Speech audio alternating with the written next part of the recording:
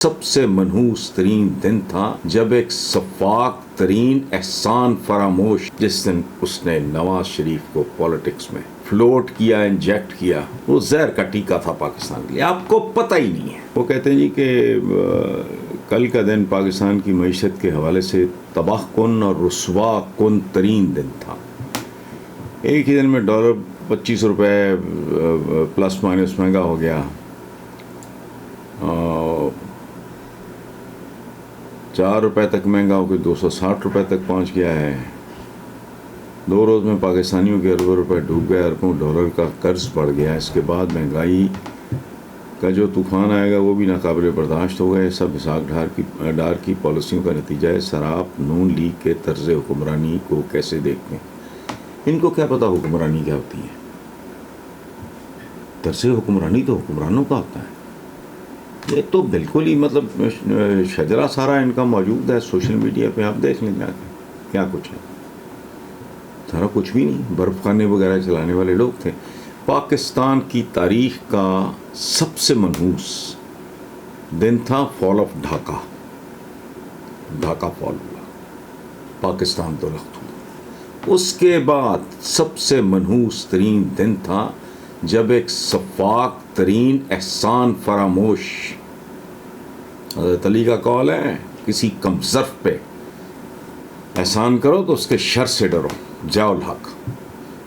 جس دن اس نے نواز شریف کو پالیٹکس میں فلوٹ کیا، انجیکٹ کیا، وہ زہر کا ٹیکا تھا پاکستان کے لیے. آپ کو پتہ ہی نہیں ہے.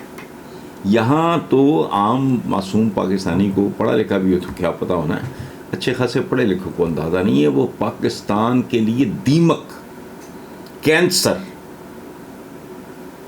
اور ناقابل بیان. اس نے ادارے برباد کیے، سول سرونٹس کو ذاتی ملازموں کی سطح پہ یہ بندہ لے گیا. اس نے چھانگے مانگے ایجاد کیے. اس نے وہ قرض اتارو ملک سنوارو جیسے ڈرامے کیے.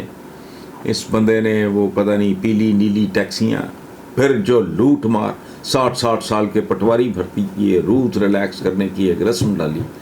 وہ خدا کی پناہ، اس بندے نے معاشیات اور اخلاقیات دونوں تباہ و برباد کر کے رکھ دی.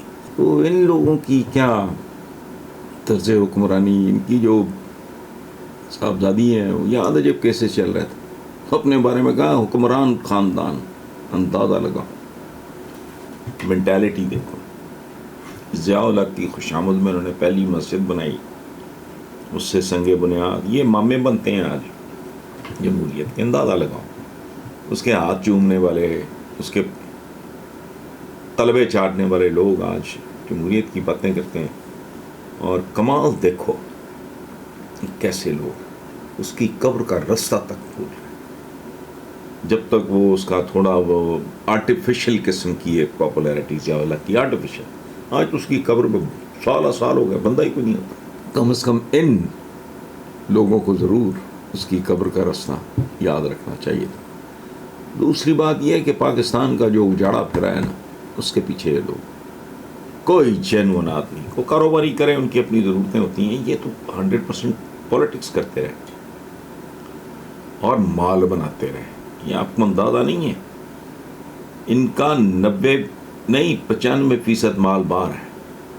کیوں؟ یہ جانتے تھے کہ جس طرح ہم نے اس ملک کو لوٹا ہے اور لوٹ رہے ہیں، اس کا روپیہ ٹکے ٹوکری نہیں رہ جانا. سب کچھ باہر محفوظ کرو. اسی لیے بات ان کے پاس ایک فیملی ممبر ان کا پاکستان کے قرضے اتار سکتا ہے. آپ کو شاید بات بھی سمجھنا ہے. بہرحال طرز حکمرانی ان کا کیا ہونا ہے. باقی جو معیشت ہے وہ پریکٹیکلی تو اٹ از گون. موجے بوزے جو اس زمانے میں ہوتے نہیں ہیں، تو اللہ ہی خیر کرے.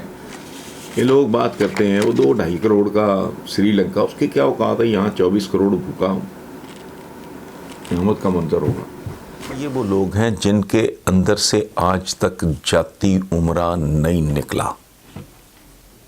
ٹھیک، چلو کوئی رومانس ہوگا، حالانکہ کیا ان کا کیا رومانس ہونا ہے؟ جاتی عمرہ میں یہ کون تھے، کیا تھے، ساری دنیا جانتی ہے. لیکن بنیادی بات یہ ہے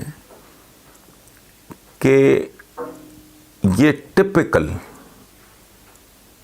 ایک تاجر کا رویہ ہے.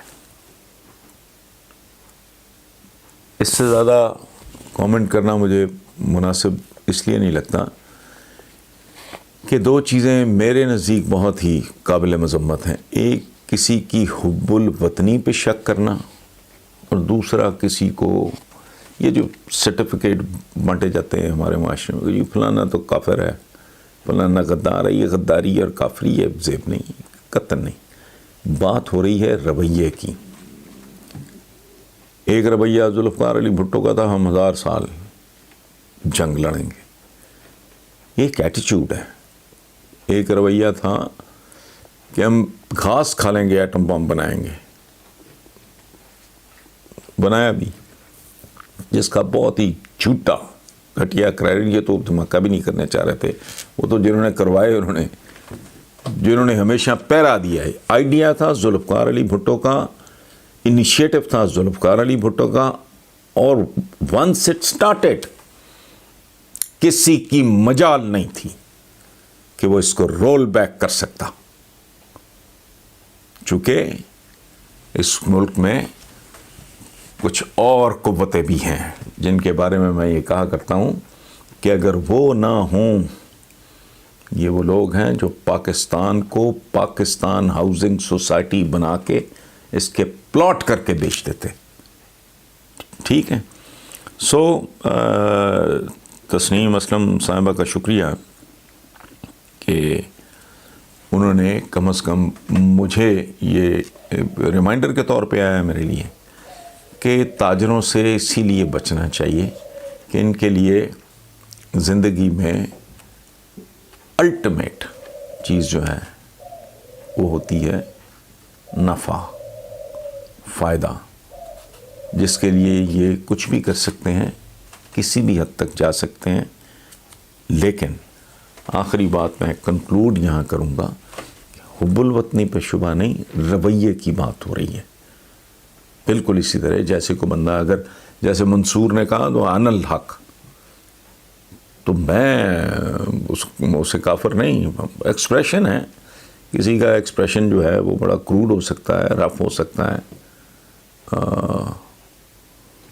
وہ ظاہر ہے قابل معافی ہوتا ہے. پاکستان جیسے ملک کے کسی سربراہ کو اس حد تک جانا نہیں چاہیے. اور آخری بات، ظاہر ہے Tasneem Aslam, I am sure 100% sure کہ she is not the only one جن کو یہ معلوم ہوگا. بے شمار فارن آفس میں اور لوگ ہوں گے، تھوڑا سا جس کا دل کرے پروب کر لے. کوئی بندہ جس کا بیک گراؤنڈ رپورٹنگ کا ہے وہ جا کے پروب کرے، اس کو پتہ لگ جائے گا.